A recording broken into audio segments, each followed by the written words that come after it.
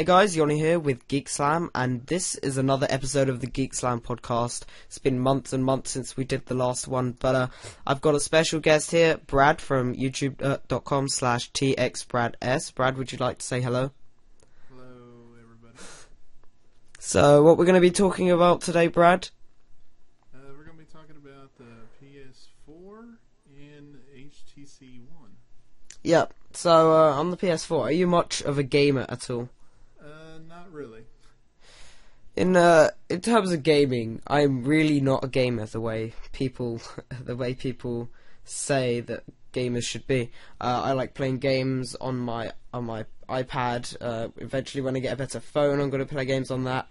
I don't have any consoles, so I can't be classed as a gamer. What about you?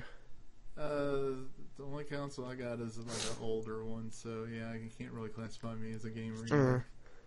And with the PS4, did you with the announcement or with the release specs and everything of it, did you get excited about it? Think you might want to get one when it's released in Christmas 2013?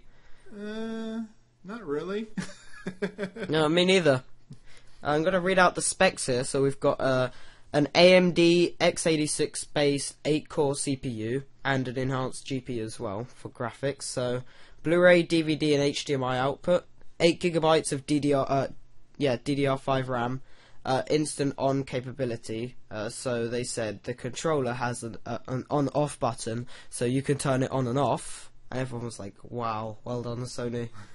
So it's not actually backwards compatible with old games, as in the disc. So you can't stick a PS3 or PS2 disc in there.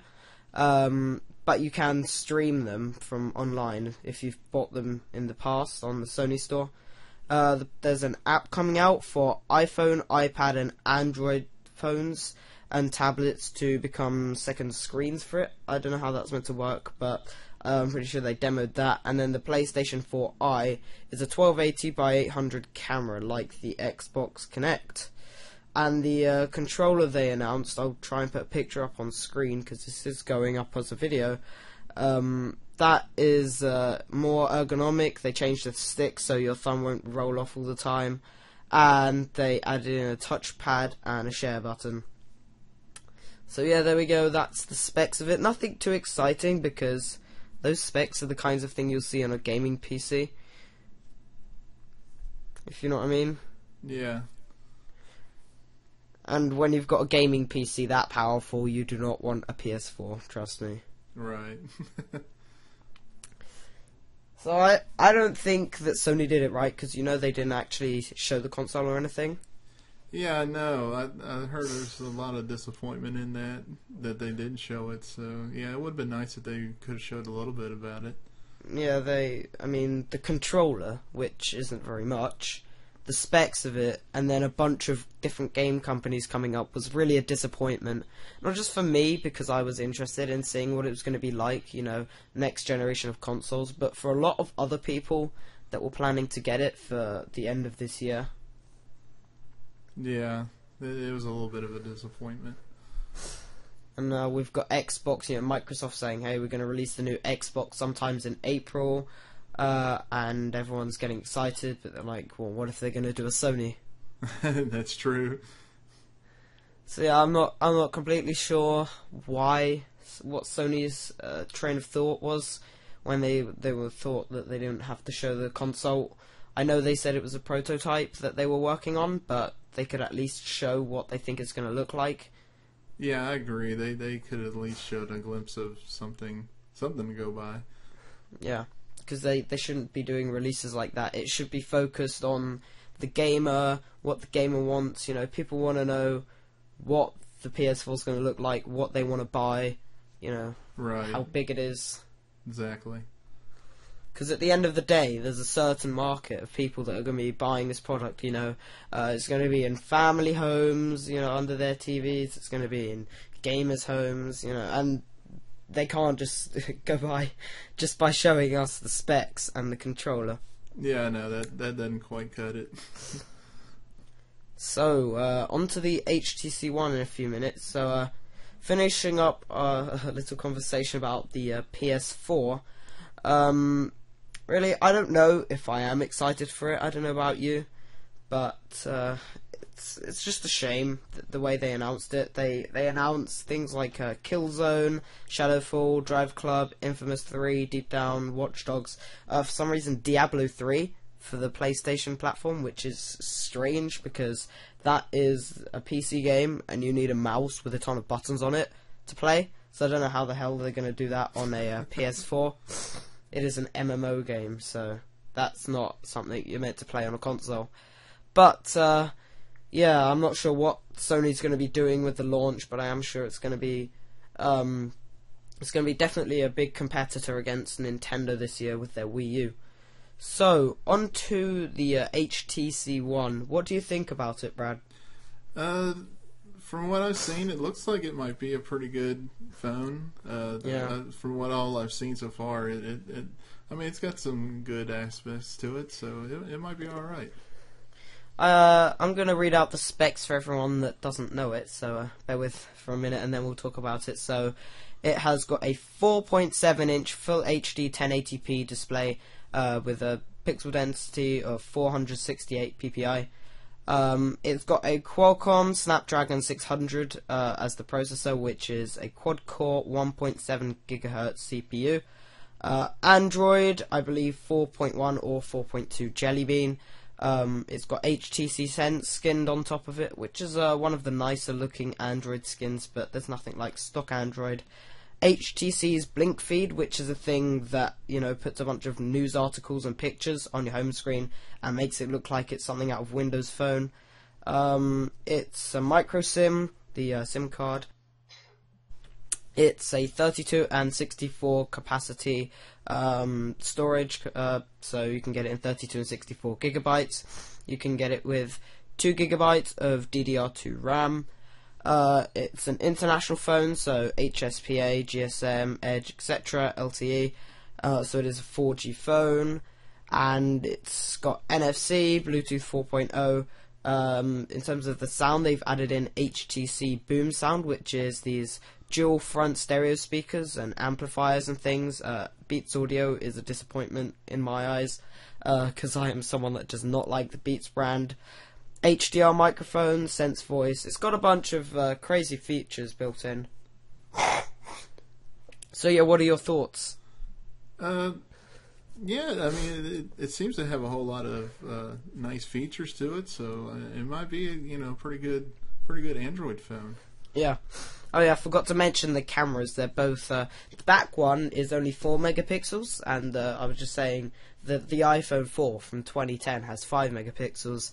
So it's not actually a bad camera. They've got a ton of different things. It allows in like 100 times more light than other cameras in other smartphones.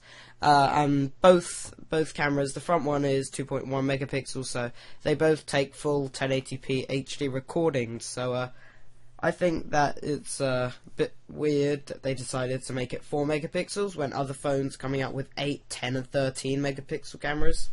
I just don't know why they chose 4. Yeah, I agree. That part is a little low. They should have came out with something a little bit more impressive. Yeah. But they are going to have, it looks like they're going to have it in 3 different colors, black, silver, and red. So. I can only see, what's this one? This is a silver one, isn't it, on the website?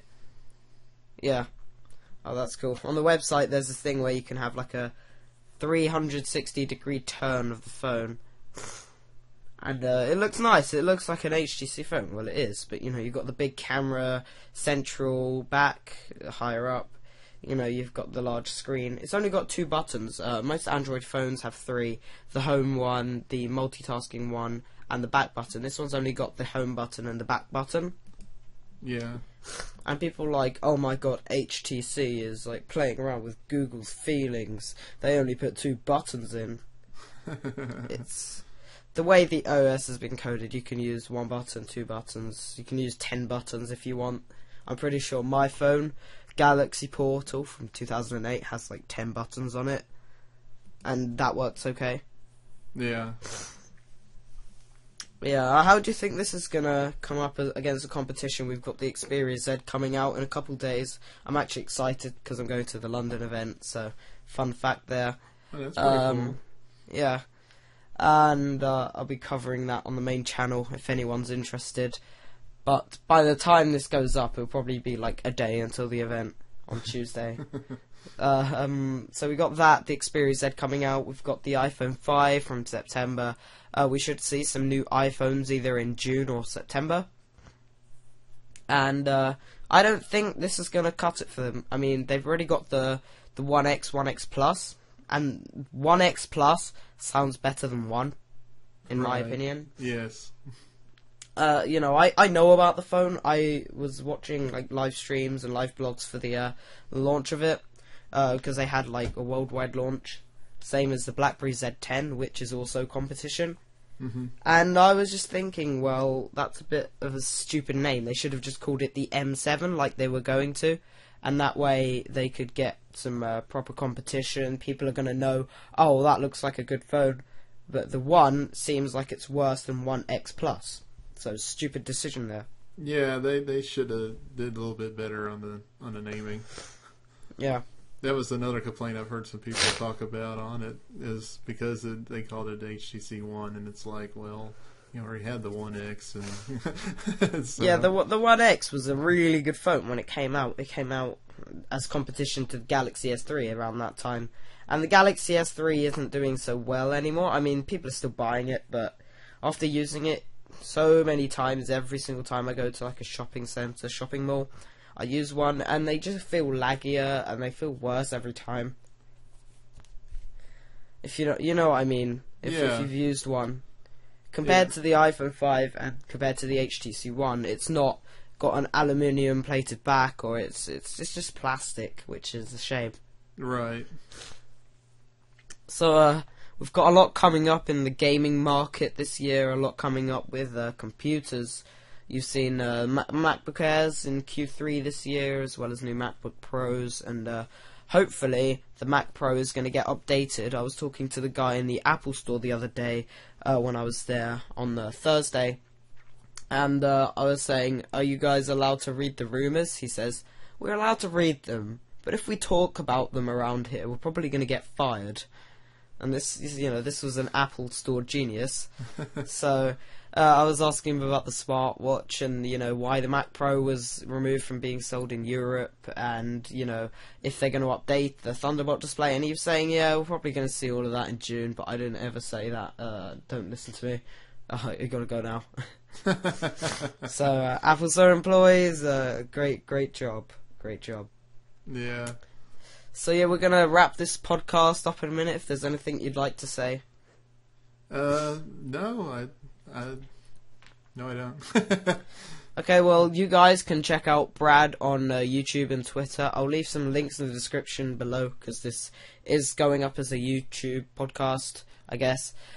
He is a great tech reviewer. He makes reviews of headphones, iPhone cases, iPad cases, etc. One of the best on YouTube, in my opinion. Well, thank you, Yoni. No problem. So, wrapping this up, hopefully you guys enjoyed this episode of the podcast. Stick around, because I'm trying to get some guests in to record some more podcasts, because I know people enjoy it, and I have a lot of fun recording them and talking about technology with people on the mic. So, any last words? Probably not the best way to put it, but anything else? No, that's it. I just thank you for having me be a guest on here. It's no problem. Maybe we'll have you again in the future. Thank you. Okay. See you guys. Have a nice weekend.